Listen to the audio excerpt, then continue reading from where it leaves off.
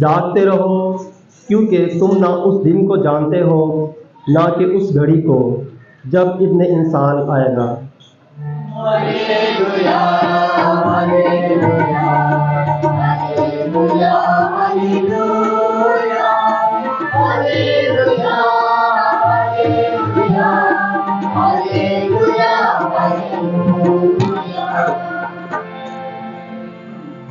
خداوند آپ کے ساتھ ہو۔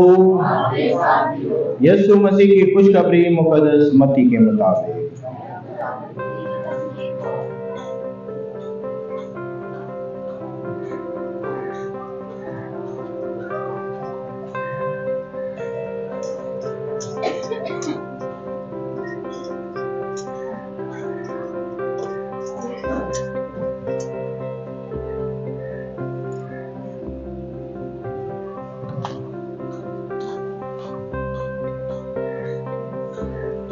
لیکن یسوع نے اپنے شاگردوں کو یہ تمثیل سنائی۔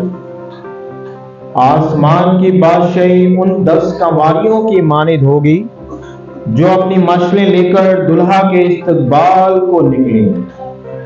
ان میں 5 بے عقل اور 5 عقل مند تھیں۔ جو بے عقل تھیں انہوں نے مشلیں لے لی پر تیل اپنے ساتھ نہ لیا، مگر عقل مندوں نے اپنی مشلوں کے ساتھ اپنی کپیوں میں تیل بھی لے لیا۔ جب دلہا نے دیر لگائی تو سب اونگنے لگی اور سو گئی۔ آدھی رات کو دھوم مچی کہ دیکھو دلہا آتا ہے، اس کے استقبال کو نکلو۔ اس پر وہ سب کنواریاں اٹھ کر اپنی مشلیں درست کرنے لگی، اور بے عقلوں نے عقل مندوں سے کہا اپنے تیل میں سے ہمیں بھی دو، کیونکہ ہماری مشلیں بجھی جاتی ہیں۔ عقل مندوں نے جواب میں کہا شاید ہمارے تمہارے دونوں کے لیے کافی نہ ہو، تو بہتر یہ ہے کہ بیچنے والوں کے پاس جاؤ اور اپنے واسطے خرید لو۔ جب وہ خریدنے گئی تو دلہا آ پہنچا، اور وہ جو تیار تھیں اس کے ساتھ شادی میں چلی گئیں، اور دروازہ بند ہو گیا۔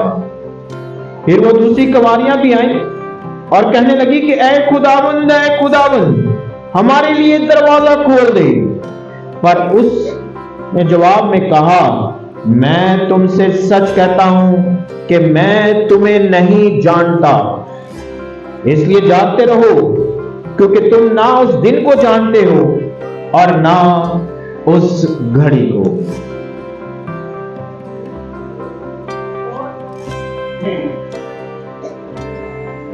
انجیل جلیل کے وسیلہ سے ہم سب کی خطائیں معاف کی جائیں۔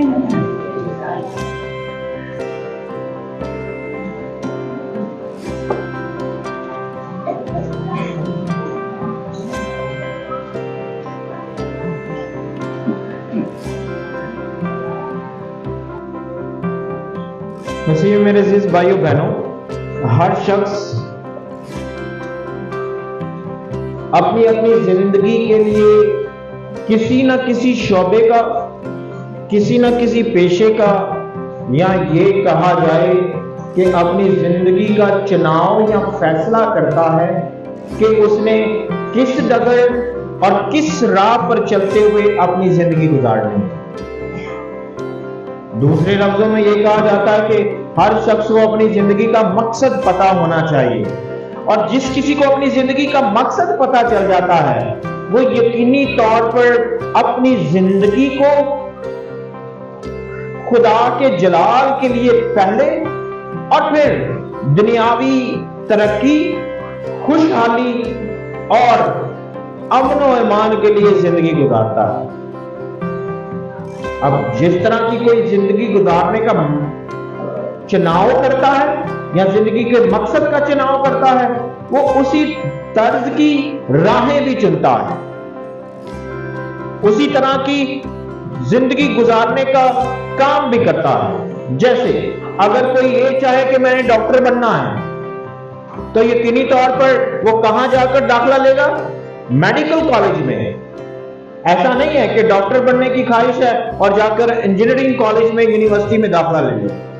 نہیں، دونوں الگ الگ سی فیلڈز ہیں، دونوں الگ الگ سے شعبے ہیں کہ جس کا چناؤ ہم اپنی مرضی سے کرتے ہیں، کوئی زبردستی ہم نے کچھ نہیں کرنا۔ جیسے کاہن بننے کی زندگی ہے اور شادی شدہ زندگی گزارنے کا فیصلہ ہے، ہر کوئی اپنی زندگی کا خود ذمہ دار ہے۔ اسی طرح آج کی پہلی تلاوت بھی ہماری مدد اور رہنمائی کرتی ہے، چاہے فادر بننا ہے یا شادی شدہ زندگی گزارنی ہے، چاہے انجینئر بننا ہے یا ڈاکٹر بننا ہے۔ لیکن یہ جو آج کی پہلی کتاب، پہلی حکمت کی کتاب جو ہمیں پہلی تلاوت پیغام دیتی ہے، ہر شخص کو اس کی ضرورت ہے، اور وہ ہے حکمت۔ اور بائبل مقدس بتاتی ہے خداوند کا خوف حکمت کا شروع ہے، آغاز ہے۔ اس کا مطلب ہرگز ایسا نہیں کہ جب ہم خدا سے ڈرنا ہے تو خدا سے ڈرنے کا مطلب ہرگز یہ نہیں ہے کہ ہم اس سے نفرت کرنا شروع کر دیں۔ ڈرنے کا مطلب ہرگز یہ نہیں ہے کہ ہم اس سے دور رہنا شروع ہو جائیں۔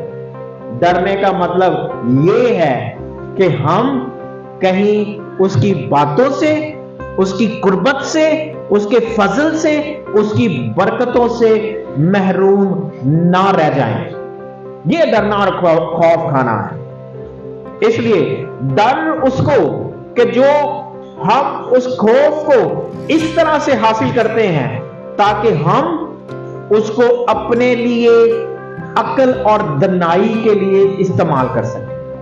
انسان کی کتاب بڑی خوبصورت طریقے سے بیان کرتی ہے اور وہ کہتی ہے کہ جب تک کہ کوئی انسان خاموش ہے، جب تک کہ کوئی انسان خاموش ہے، وہ عقل مند گنا جاتا ہے، دانا گنا جاتا ہے، حکمت سے بھرا ہوا مانا جانا اور تصور کیا جانا ہے۔ جیسے ہی انسان بولتا ہے، جیسے ہی اپنے منہ سے الفاظ ادا کرتا ہے، ہم اسے جان جاتے ہیں کہ اس کے دل میں کیا ہے۔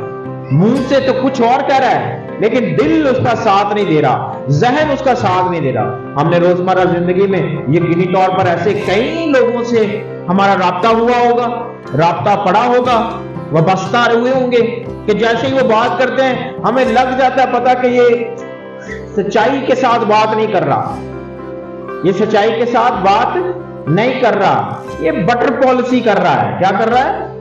بٹر پالیسی، مکھن بازی کر رہا ہے۔ تو ہمیں یہ پتا چل جاتا ہے کہ یہ دکھاوا کر رہا ہے، دکھاوا کر رہا ہے۔ لیکن جب ہم حکمت کی بات کرتے ہیں تو حکمت کی بات کرنے کا مطلب کہ ہم خدا کی مرضی اور اس کی ہدایت کے مطابق کام کرتے ہیں، ہدایت کے مطابق بات کرتے ہیں، ہدایت کے مطابق عمل کرتے ہیں۔ کس کی ہدایت؟ خدا کی۔ اور خدا ہر وقت ہماری مدد اور رہنمائی کرتا ہے، ہر وقت ہمارا سہارا بنتا ہے۔ وہ کبھی بھی ہمیں اندھیرے میں نہیں چھوڑنا چاہتا ہے، وہ ہمیشہ ہمیں نور کی راہ پر لے کر جاتا ہے۔ اس لیے خداوند یسوع مسیح ہم سب کو نور بنانے کی ہونے کی دعوت دیتا ہے، ہم سب کو نور بناتا ہے کہ تم دنیا کے نور ہو۔ اور نور کیا ہے؟ یقین جانے نور سچائی کی راہ ہے۔ ہم جب سچائی سے بھرے ہیں تو مطلب نور سے بھرے ہیں، نور سے بھرے ہیں مطلب خداوند یسوع مسیح سے بھرے ہیں، خداوند یسوع مسیح سے بھرے ہیں، خدا سے بھرے ہیں، اور خدا سے بھرے ہیں تو اس کا مطلب ہم اس کے کلام اور حکمت سے بھرے ہیں۔ اس لیے حکمت انہی کو ملتی ہے، حکمت انہی کو ملتی ہے جو اس کی تلاش کرتے ہیں، جو اس کی تلاش کرتے ہیں۔ لیکن کلام مقدس یہ بتاتا ہے کہ وہ تو اپنے پیاروں کو سوتے ہوئے ہی برکت عطا کر دیتا ہے، سوتے ہوئے حکمت دے دیتا ہے۔ اب اس کے لیے کیا ہے؟ اس کے لیے ہمیں راست باز ہونے کی ضرورت ہے۔ ہم حکمت کی کتاب میں زیادہ تر ایک ہی حوالہ بہت پڑھتے ہیں، جب کبھی برسی پہ جائیں، جنازے پر جائیں، تیسرے پر جائیں، راستکاروں کی روحیں खुदा के हाथ में है और अजाब उनको ना छुएगा। अब रास्तकार जो है वो राह रास्त पर चलने वाला, और उस राह रास्त पर, उस राह पर जो यीशु मसीह से हमें मिलती है, जब वो ये कहता है राह, हक और जिंदगी मैं हूं। अब जिंदगी पाने के लिए उस राह पर चलना बहुत जरूरी है। किसकी राह पर? खुदावंद यीशु मसीह की राह पर। और वो राह दिखाता है, वो राह बताता है, वो राह का तयन करता है और दावत भी देता है। जो मेरा पैरो बनना चाहे, जो मेरा शागिर्द बनना चाहे, वो खुद इनकारी करे, अपनी सलीब उठाए और मेरे पीछे हो ले, मेरे पीछे हो ले। इसलिए याद रखें कि जब हम यीशु के पीछे जाने की बात करते हैं, यीशु को हासिल करने की बात करते हैं, तो फिर यीशु की मानिंद ही दुख सहने के लिए भी तैयार हो। और यकीन जाने दुख हर जगह ही है। कभी कभी हमारे घरों में ही हमें दुख मिलना शुरू हो जाते हैं। घरों में ना मिले तो खानदान में दुख मिलना शुरू हो जाते हैं। दुख खानदान वाले ना दुख दें तो मोहल्ले वाले नहीं छोड़ दे, क्या नहीं? ऐसा है कि नहीं? तो जब दुख की बात करते हैं तो खुदावंद यीशु मसीह को भी उसके अपनों ने दुख दिया, उसके अपनों ने उसे रद्द कर दिया, उसके अपनों ने ही उसे कबूल ना किया। इसका मतलब हरगिज नहीं कि जब उसके अपनों ने उसे कबूल ना किया, अपनों ने रद्द कर दिया, तो उसने राह रास्त को, हकीकी राह को, हकीकी मकसद को छोड़ दिया कि मेरे साथ मेरे अपने नहीं है तो मैं ये काम और जिम्मेदारी अदा ना करूं। उसने अपने उस काम और जिम्मेदारी को पूरा किया, और वो काम क्या था कि खुदा ने अपने इकलौते बेटे को भेजा था ताकि वो जिंदगी सारी दुनिया के लिए आम कर दे, असरे नौ जिंदगी को पैदा करे, गुनाह को नेस्तो नाबूद कर दे, गुनाह को मात दे दे। वो मकसद था, और गुनाह और मौत को मात देने के लिए उसने खुद मौत को बर्दाश्त किया और जिंदगी फतह कर ली। इसलिए आज की दूसरी तिलावत में मुकद्दस पौलुस साफ साफ बयान करता है, खुदा अपने साथ उनको भी लाएगा जो मसीह में मर गए हैं। इसलिए हम सब जब अपने अजीजों को तदफीन करते हैं, जनाजा करते हैं, उनको दफनाते हैं और बाखूबी इस बात का ऐलान और इकरार करते हैं कि ये मसीह में सो गए हैं, मसीह में सो गए हैं। और सो जाने का मतलब क्या है? सो जाने का मतलब क्या? कि दोबारा उठेंगे। जैसे हम रात को सोते हैं, जैसे हम अक्सर दोपहर को भी सो जाते हैं, दिन में भी किसी वक्त मौका मिल जाए, दाल लग जाए तो सो जाते हैं। लेकिन सोने का मतलब कि जो सो रहा है उसने उठना ही है, उसने अपनी नींद से बेदार होना ही है। इसलिए जब हम ये कहते हैं कि मसीह में सो गए हैं, तो सोना इस दुनिया पर है, लेकिन जागना खुदा के जलाल में है, खुदा की बादशाही में है। इसलिए वो ये कहता है कि औरों की मानिंद नाउमीद ना हो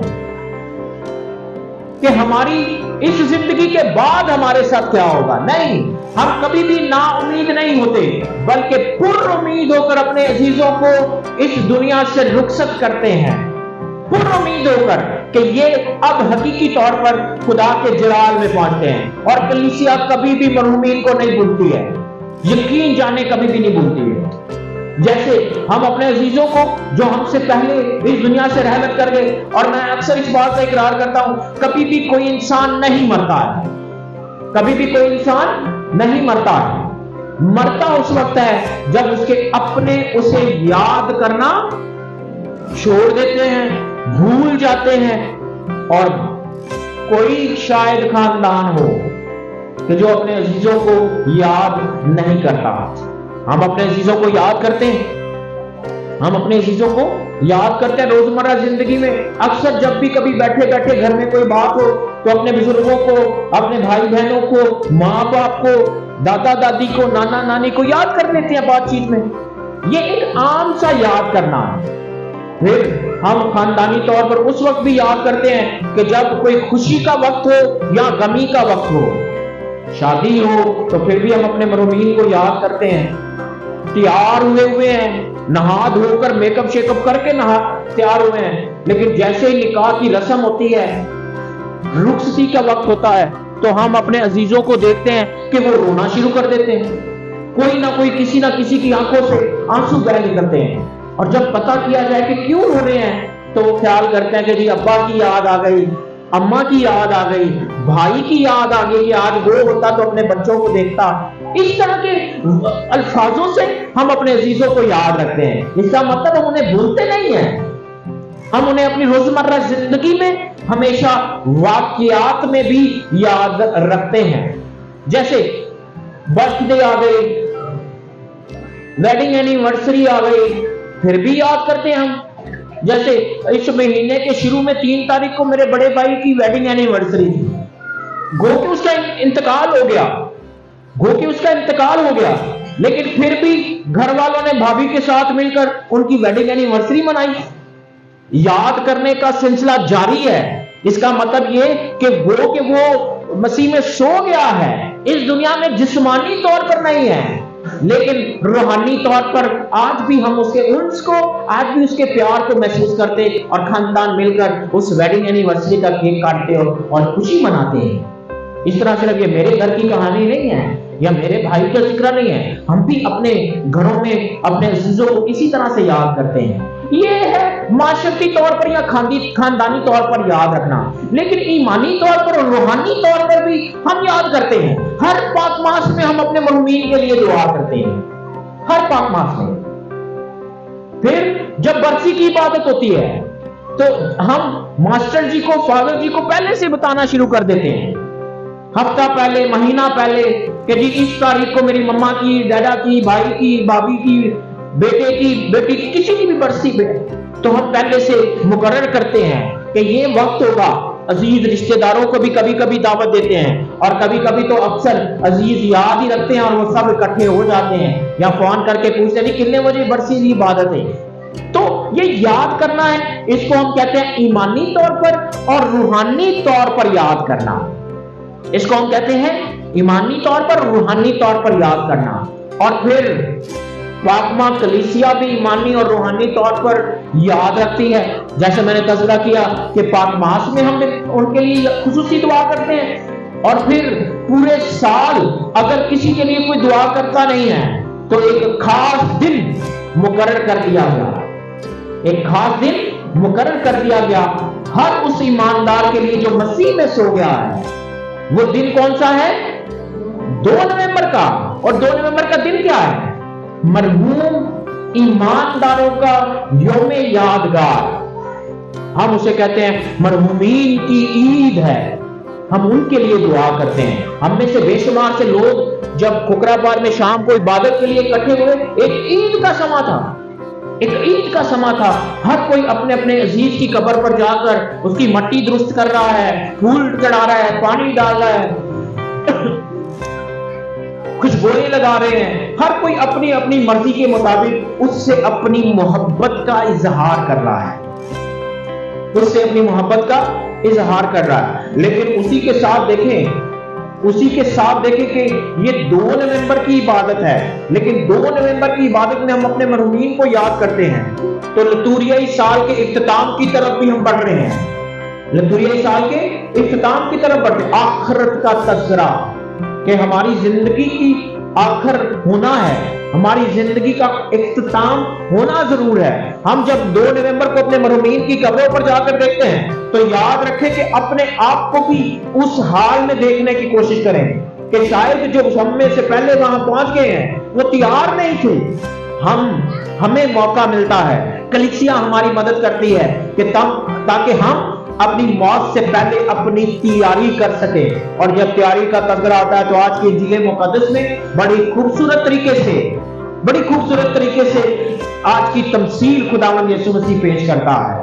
10 سواریوں کو 5 تیاری کے ساتھ گئی اور 5 بنا تیاری کے. جو تیاری کے ساتھ جائیں گے, اس دنیا سے رخصت ہوں گے, وہ خدا کی بادشاہی میں سکونت کریں گے, خدا کے بادشاہی کے ان ایوانوں کے حقدار ہوں گے کہ جن کے لیے خداوند یسوع مسیح خوشخبری دیتا ہے، میرے باپ کے گھر میں بہت سے مکان ہیں۔